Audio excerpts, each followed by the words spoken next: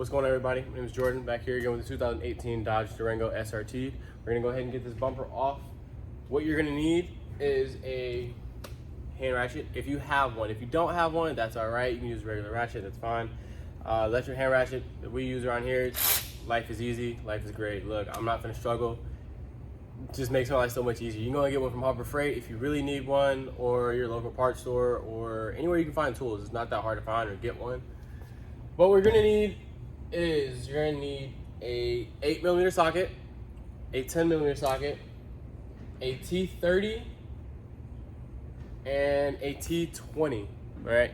So you're gonna need these for a lot of the small bolts. There are a lot of bolts that are hidden underneath of the rear diffuser that you have to get to. Some of these bolts are not the hardest to get to, but some are in some tight spaces. So I would recommend that you use shorties or stubbies, whatever your preference is of what you want to call it.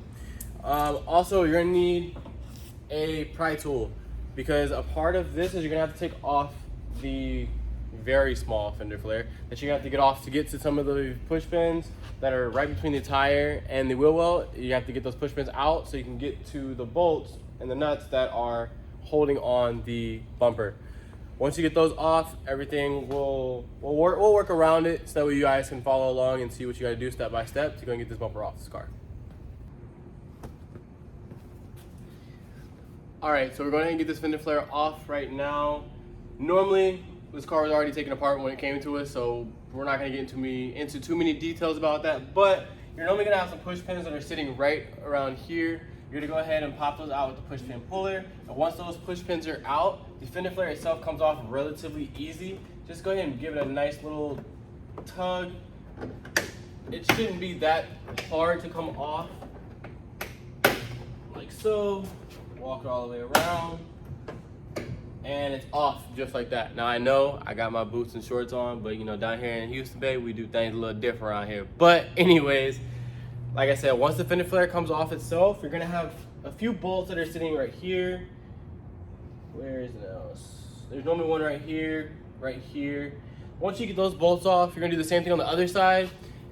And once you get the ones on the other side off, we're gonna go ahead and work your way underneath the bottom near the diffuser, like I said. And you're gonna get some of those nuts off as well. But like I said, we're gonna get into that so that way you guys can follow along.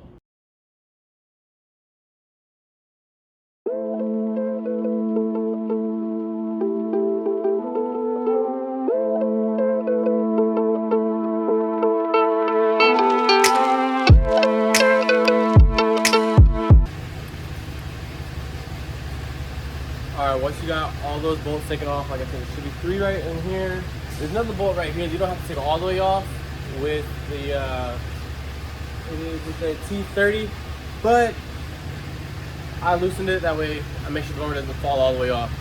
But once you get all those bolts out right there, you're gonna have to be very, very rough with it.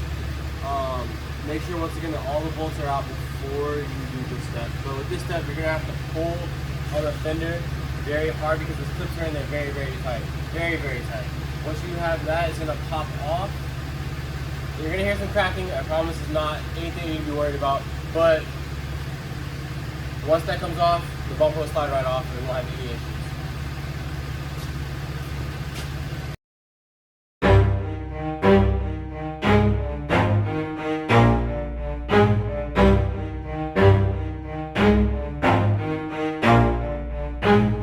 Never stop, I'll get it if I want